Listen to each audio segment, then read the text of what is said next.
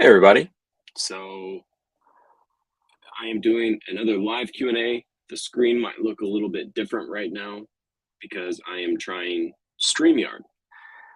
So this should be on both Facebook and YouTube, the Chris Travels YouTube, and the Tiny Home Tours Facebook page. So if you have any questions about living tiny, living on the road, digital nomad life, making money on the road, go ahead and leave that in the comments. And like I said, I'm testing out StreamYard right now, so apologies if something happens with the stream. If you can't hear me well, if you are watching, please let me know in the comments if you can hear me.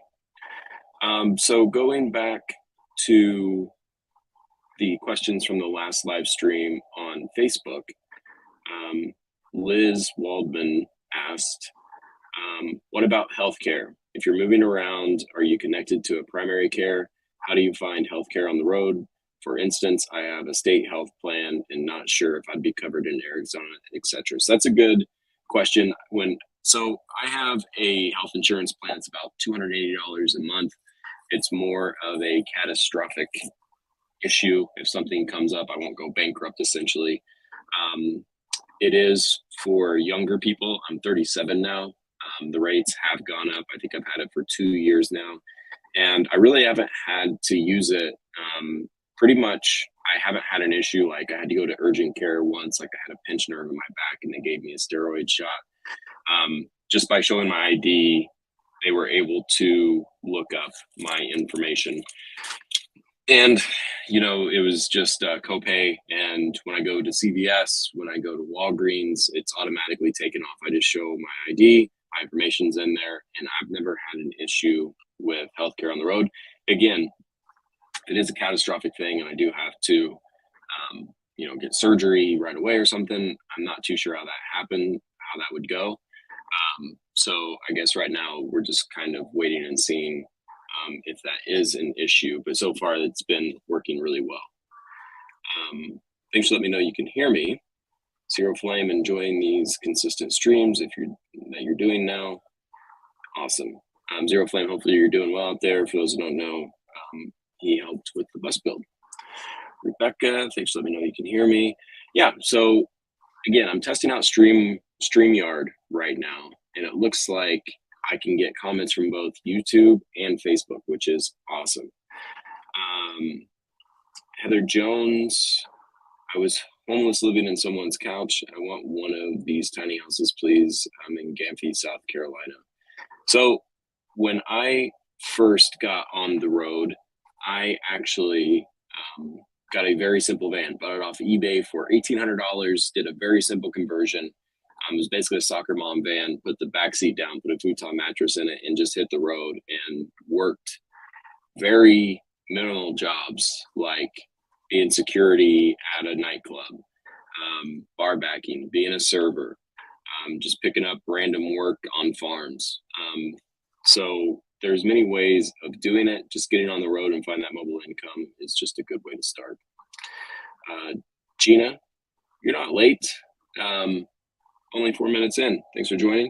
Outliers Overland. What's up, guys? If you want to check out their YouTube channel, Outliers Overland on YouTube. Yeah, so I'll go back to the questions from last time. If you do have any questions on tiny home living, digital nomad life, be sure to leave it in the comments. Worth Value Graham. What's the tiny house movement really about? What's the mission and purpose? Is it something that's open to all ethnicities? Well, yes, tiny home living is open to all ethnicities. I am half Black myself. There's more and more minorities getting on the road. For what it is for me, what the tiny home lifestyle is about is complete freedom, doing what I want, when I want. And now that I have the upfront cost of the bus covered, it's paid for. Now it is very inexpensive for me to live on the road. I'm able to go where I want, when I want. And what that also allowed me to do was invest all the money of the tiny home tours, Chris Travels, all the stuff that we're doing. I was able to reinvest all that money back into the business, hire more people, hire better people, and continue growing the business. One of the things I hate about the road are all these bugs. I hate flies. But it's allowed me to live free. It's allowed me to build a business. It's allowed me to, wake up. And if there's a day where I just want to wake up at 5 in the morning and work all day till 6 p.m. till I'm so exhausted I can barely keep my eyes open, I can do that. If I want to take a day off and just go hiking all day, I can do that. It is just complete freedom. So that's what the mission and purpose for tiny home living is for me. Some people want to have a smaller carbon footprint, which is, also something that is a benefit of this lifestyle. All the power from this laptop, all the lights, everything in the bus is ran on solar. I have a composting toilet, so um, a typical toilet flush is 1.5 gallons. For me and the pup to live off the grid, I have a 200-gallon tank. That's basically, what is that? About 125 toilet flushes is 200 gallons. And that is what the pup and I live off of for a month or two. Just water. I don't have any septic tank. I just dump the urine into. I have a 30-gallon urine tank. Like it's the lower carbon footprint. It allows you to live the life you want to live. So those are the benefits for me. We'll go to the questions again.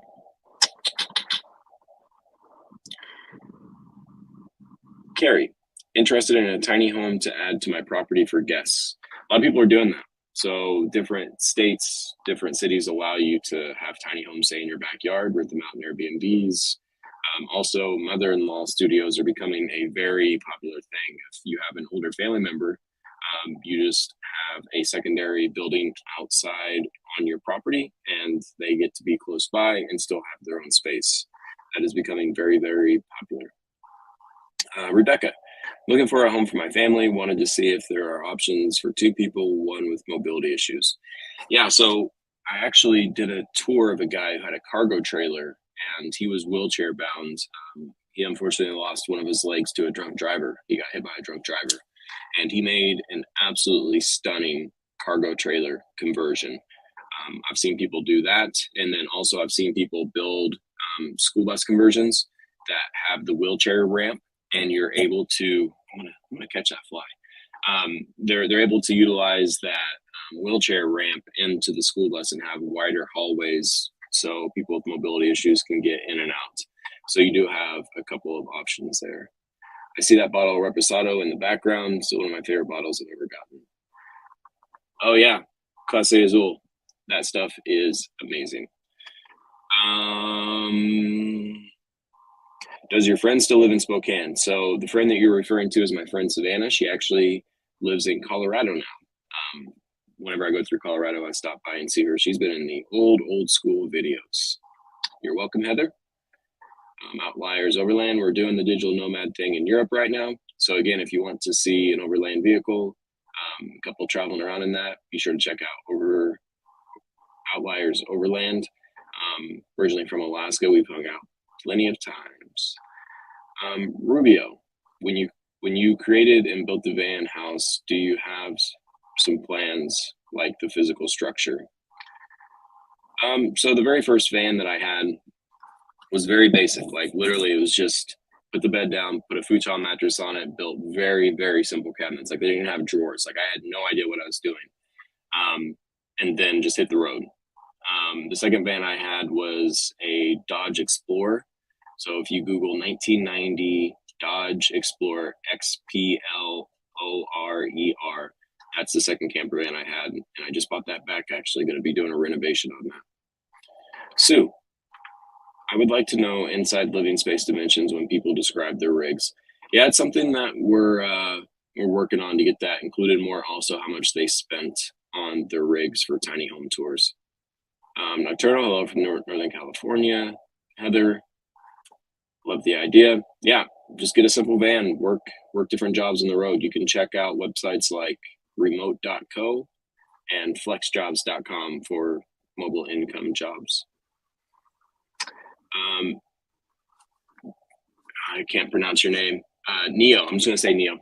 How bad are the gas hikes affecting the ability to travel? So with my bus, it's not really affecting that much. Like typically I will find a place to park, stay in one spot for a very long time. So as long as I'm not bouncing around too much, it's totally fine. For some people, it is forcing them to stay in one spot longer, but that's what I did beforehand. I enjoy that. I like getting to a spot where the weather's good and then hanging out for a while and not really moving around too much.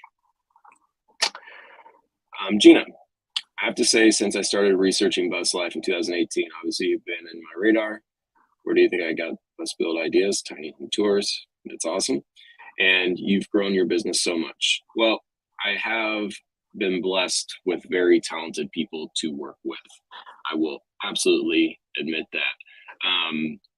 But yeah, the business has been growing crazy. We're about 10,000 subscribers away from a million subscribers on YouTube for Tiny Home Tours. And our Facebook is up to around 350,000 followers. So I just appreciate everybody that's, working on the team, people that have helped out over the years, whether it be building my bus, helping out with the social. Couldn't have done it without the help from them. Heather, let me know how to get one of these. I need one to get off my feet bad. I got mine off eBay, but also Facebook Marketplace is a good place to find different rigs. Gina, definitely inspiring. I'm glad that it is inspiring. It's been a crazy journey. Demetrius, super impressed, grateful you were sharing what you know. Oh, that's the whole goal with everything, to convince as many people as possible to do this lifestyle. Like with the YouTube, with the Facebook, the main goal is to get as many people out on the road trying this lifestyle as possible, because it really is, like, I feel so blessed every day I'm able to live this lifestyle. Gina, congratulations on your endeavors. Thank you very much. It's been a long road. I actually just saw a Facebook post from 2015 where I said we hit 20,000 subscribers in 2015. Super stoked. So it's crazy how much things have grown. Josh, do you run 12, 24, 36, or 48 volt? How do you like it, and would you change anything? So Josh, I have Battleborn batteries, and to manufacturer specs, they asked if I could run a 12 volt system. So I went with a 12 volt system. It does create some limitations overall, but again, I just wanted to get lithium batteries, and that was a big part of living off the grid. Being able to be in one spot is to have a massive amount of battery storage. So when I went with Battleborn batteries, their specs asked for 12 volt. That's what I'm running. But overall, I'm not too, it's not that big of an issue. Rebecca, agree, love that whiskey. Clase Azul. Zero Flame. Seeing these electric buses coming out more and more really makes it interesting to think about how schoolies are going to progress in the future. Think about having your gas from solar. Yeah, I was thinking about that. So what he's talking about is there's all electric buses right now that are just starting to come out. School districts hold on to buses for about 15 years before they put them up for auction. Like the bus that I'm in right now was a bus that was in a school district. They sold it after 15, or they auctioned it off after 15 years and converted it into a tiny home. So the idea is after 10 years, once these electric buses start coming, in their 15-year limit, then people will buy them and convert them into tiny homes. And the idea of just stacking solar all up and down your bus, and then charging your bus from the solar, that's like the dream, right?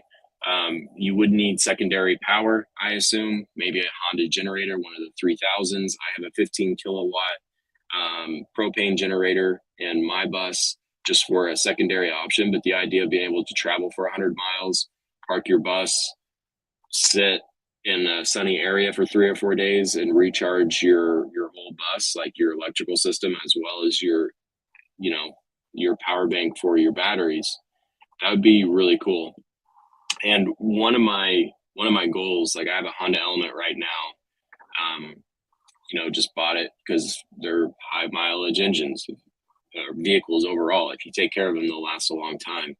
But what I'd really love to do is to get a cargo trailer and get a Tesla, a Cybertruck or a car, completely cover that cargo trailer with solar panels and have an independent electrical system in there and charge the Tesla whenever we're at a boondocking spot and have that be my vehicle. So the sun is powering my bus as well as my vehicle is the ultimate goal, but that's years and years down the road.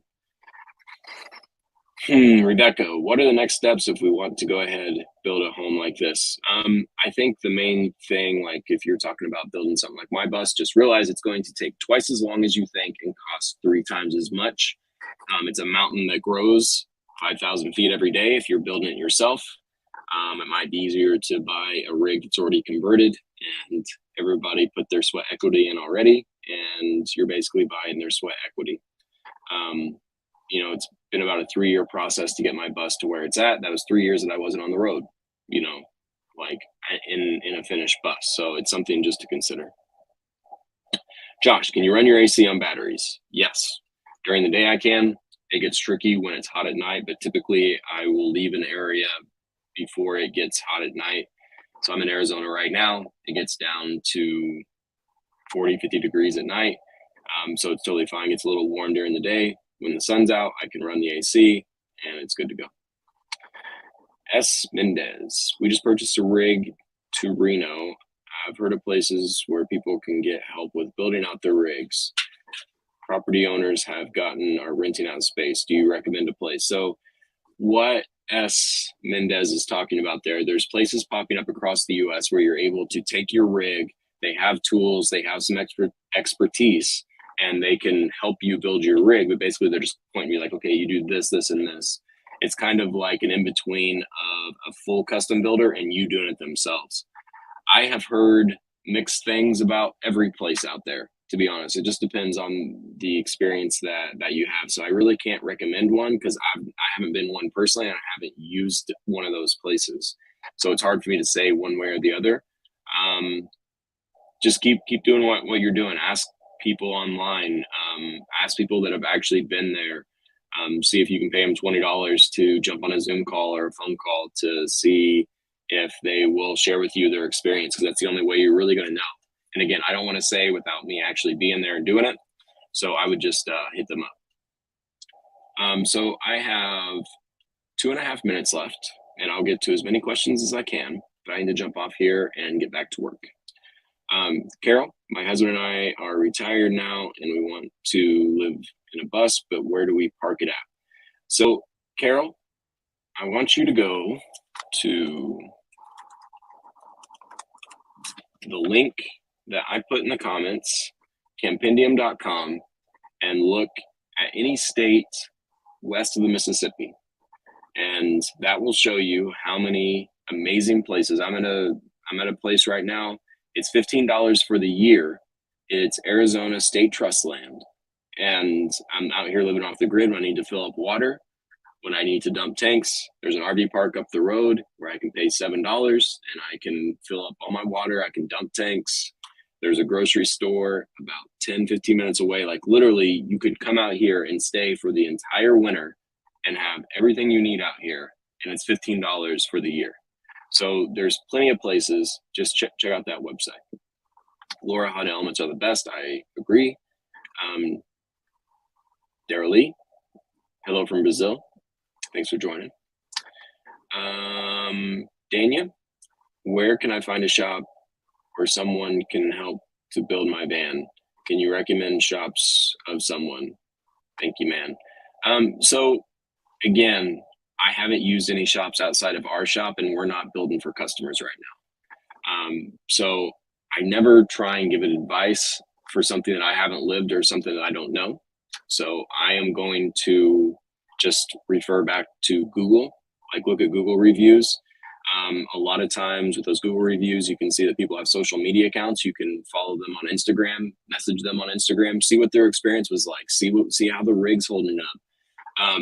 Again, I'm not the person to ask about that, but I think a workaround is going to Google reviews, tracking down those people, following them on social media, and see how their van is holding up.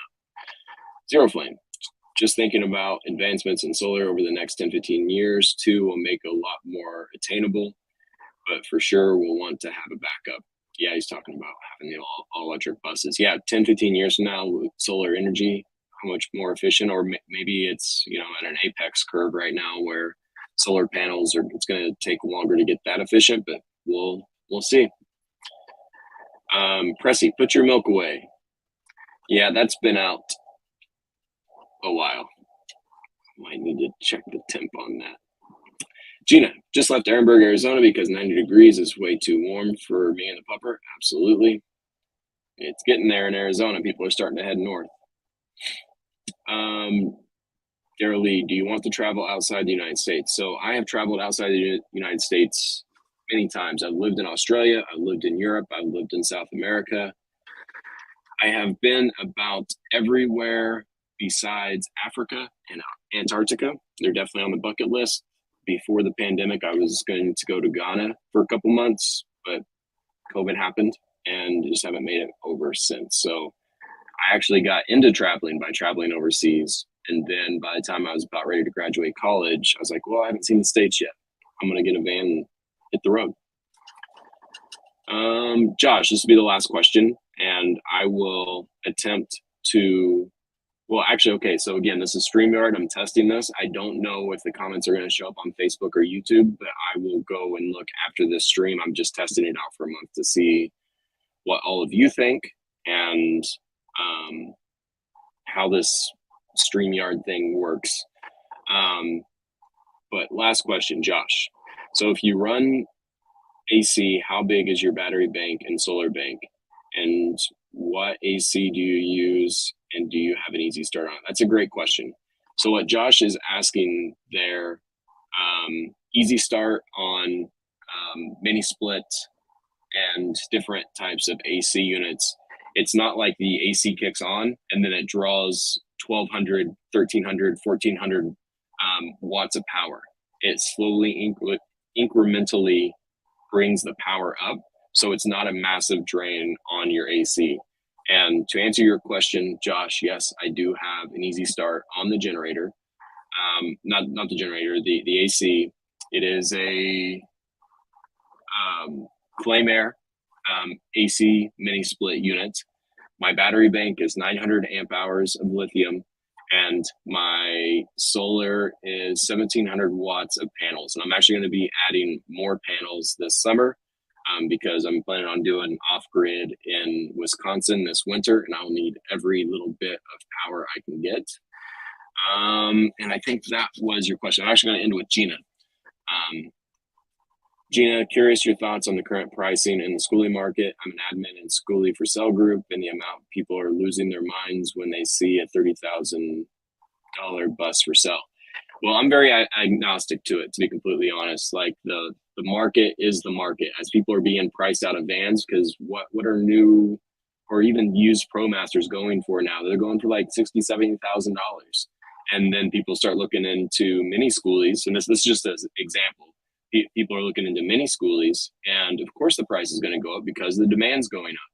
And the thing is, I would much rather build a rig out of a 5-window 7.3 Bluebird minibus than a ProMaster. You have the dually tires, you have a massive diesel engine. The drivetrain is a commercial vehicle. Like, I would much rather have that over a ProMaster, but that's beside the point. So pre-pandemic, a couple months before the pandemic, I bought 2 mini bus school buses, little 4-window with a gas 350 in them, and I bought those for $4,000 a piece. Post-pandemic, like when everybody started working remotely and building rigs out, because they had 50,000 miles on them, you'd probably be able to find one of those for under $8,000 or $9,000 right now each. So just that example that I lived, the market has more than doubled. But Gina, I think it just comes down to, supply and demand, and, where my mind goes with it being that I know how cheap it is to live on the road. It's worth that upfront cost for me, because the bus costs a lot for me. It's about $65,000 in the school bus build where I'm at right now, not including all the hours of work that I have into it. But for me to live exactly how I want to for $1,000 a month and be in these absolutely beautiful places and not have rent, not pay for utilities, and just be completely free, like that upfront cost is worth it. And I think that's why the market's going crazy right now, because I think people can finally see how that end goal could possibly happen, to where they could live cheaply, they could live off the grid, and they could work remotely. So as that demand grows, of course the prices are going to go up.